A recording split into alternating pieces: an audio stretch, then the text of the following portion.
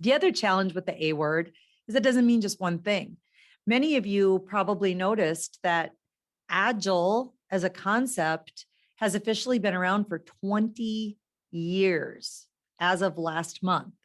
In February 2001, 17 people got together at a ski resort to talk about the frameworks you see listed on my slide. Those are the frameworks that were represented at that meeting. And the word that they came up with that encompassed all of these different frameworks is Agile. They actually took inspiration on a book that's really about business. So the book was all about Agile competitors in the age of virtual organizations. And even though that book is well over 20 years old, boy, is that concept relevant right now with all of us thrust into the virtual world due to COVID-19. So when somebody says Agile, they could be talking about Scrum. They could also be talking about extreme programming, DSDM, FDD, or something new that's popped on the scene since 2001. So it's pretty nebulous to just say the word Agile because there are many different frameworks that encompass that. And one of the other things I thought was hilarious in the State of Agile survey that I'd like to draw your attention to, not that Scrum is always the front runner. Every year that I've followed this survey, Scrum is over 50%. Each year it's hovered, around 53, 55, 58 now. But when the respondents were asked, do you use an Agile approach? Okay, if they check the box, yes. Okay, tell us which approach you use. And then they have all these choices. Does it scare anybody to see that 3% of the respondents said, yes, we use Agile? Really? Which framework? We don't know. What? Those people are not meeting that organization's goals and objectives because they don't even know the way the organization is trying to do work.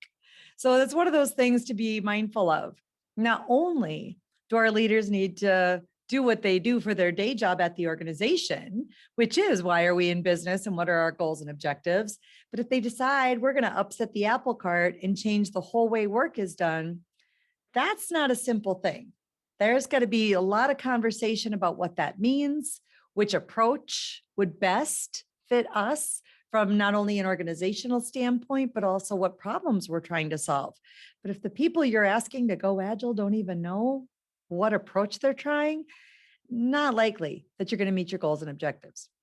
So the Agile Manifesto is the output of that event at Snowbird in February 2001. Yes, many of the people there were involved with software development, and they put that right in the title. I would invite you to cross off the word software. If you are working in a physical product environment, maybe you make hardware, maybe you're a services organization like mine, and that just doesn't apply to you. So we could say Agile Services Manifesto. Or if you have a physical product, you could say Agile Product Development. But this is just a different way to do work. So if your leaders are telling you, we're going Agile, we're going to implement this Agile management tool that you all have to follow. Well, look at the very first value. Individuals and interactions over processes and tools. So if you just dictated to everybody the very tool they have to use, we're already hindering their agility. We're already contradicting one of the first things your people are likely to learn when they go to any training class about this stuff. The more important part is individuals and interactions, talking to each other and letting the people doing the work decide what's the best process, what's the best tool, given the problems we've been asked to solve. Working product, customer collaboration, responding to change, those are the more important things. Not that you're not going to have those things on the right. Well, of course, every organization has those things. Plans, documents, contracts, statements of work, whatever you call those. The things on the left are more important. So we don't want to get into that old trap where somebody sells something and signs a contract, comes into the company, throws it over the wall to the people who have to do the work. And those poor people are going, who the hell signed this contract? This is not possible.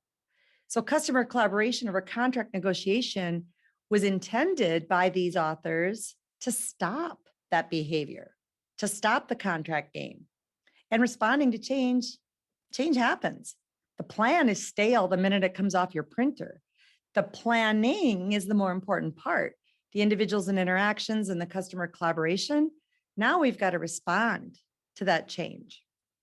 And we're going to get something working and adapt. Sure, we'll write things down, but if you're just doing the old document handoff, shared documents can be completely misunderstood. We could read and misinterpret the written word and not be on the same page at all. So let's get something going. Let's get something, working, and then let's write down our shared understanding.